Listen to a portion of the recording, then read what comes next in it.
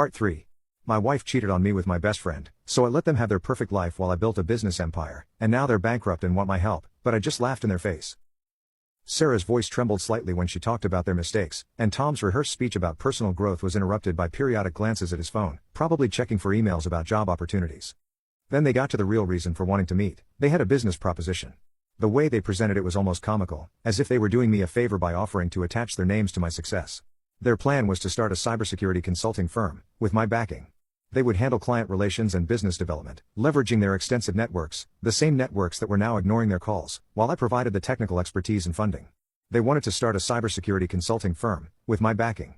They'd be the face of the company, handling client relations and business development, while I provided the technical expertise and funding. I listened to their entire pitch without interrupting. Then I told them something that seemed to genuinely shock them. I forgive you.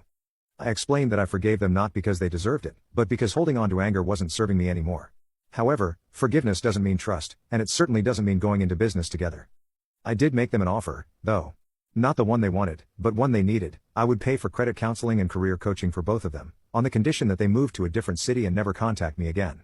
The offer would cover 6 months of intensive financial planning, job search assistance, and even temporary housing support while they got back on their feet.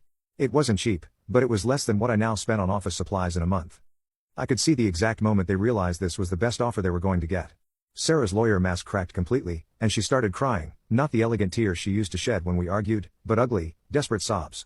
Tom just sat there, staring at his coffee like it held the answers to how his life had gone so wrong. Why? Sarah finally asked. Why would you help us at all? I thought about it for a moment before answering.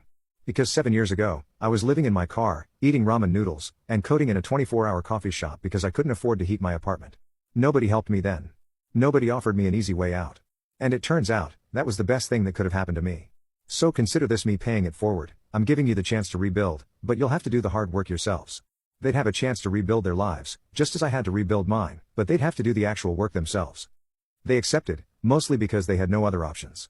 My lawyer is drawing up the paperwork now, a legal agreement that includes a strict no-contact clause and NDA. Some might say I'm being too generous to people who betrayed me, while others might think I'm being petty by making them move away. But this isn't about them anymore. It's about me choosing to end this chapter of my life on my own terms. Final update.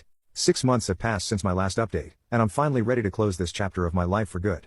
The legal agreement with Tom and Sarah was finalized last month, a comprehensive document that not only outlined the terms of their relocation and the support I would provide but also included strict confidentiality clauses and non-disparagement agreements.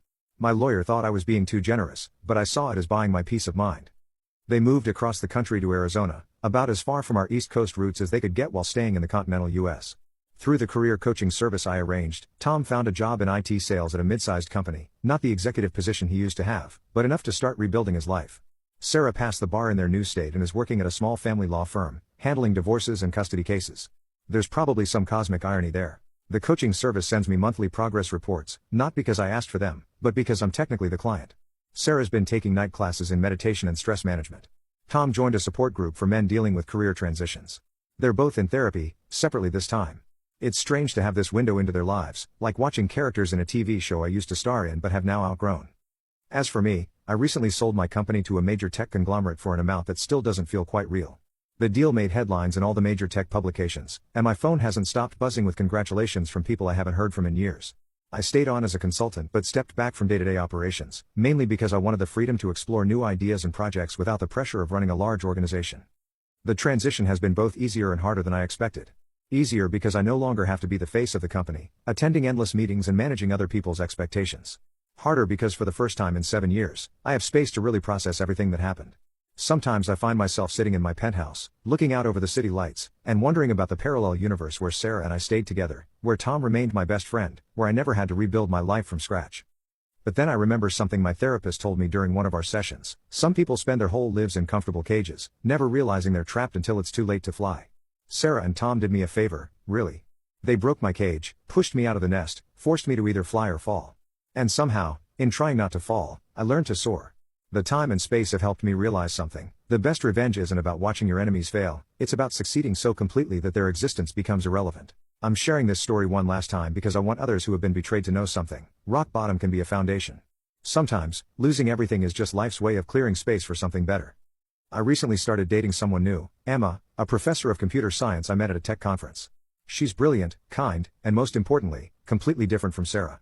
She knows my story, I told her everything on our third date, wanting to be completely honest about my baggage.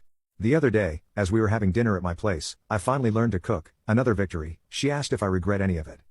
I took a moment to really think about it. I thought about the nights spent sleeping in my car, the endless cups of coffee that were sometimes my only meal of the day, the crushing loneliness of starting over in a new city where I knew no one. I thought about the betrayal that still sometimes wakes me up at night, the trust issues I've had to work through in therapy, the years of my life I spent devoted to someone who didn't deserve it. But then I thought about who I've become. The company I built from nothing. The lives we've improved with our security solutions. The jobs we've created. The person I am now, stronger, wiser, more confident. The ability to have a healthy relationship with someone like Emma, who sees me for who I really am, not who she wants me to be. I told her the truth. I regret the years I spent not seeing what was right in front of me, but I don't regret anything that happened after.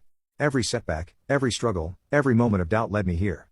And here, it turns out, is exactly where I'm supposed to be.